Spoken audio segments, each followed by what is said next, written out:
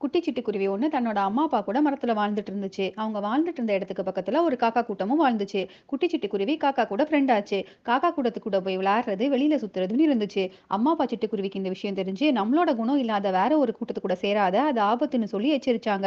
குட்டி சிட்டுக்குருவிக்கு இந்த அட்வைஸ் பிடிக்கல. என்னோட இஷ்டத்துக்கு எனக்கு ஃப்ரெண்ட்ஸ் கூட இருக்கக்கூடாதா? நான் என் இஷ்டப்படி தான் இருப்பேன்னு சொல்லி கோவப்பட்டுச்சு. அம்மா, அப்பா சிட்டுக்குருவிங்க இந்த பதிலால வருத்தப்பட்டாங்க.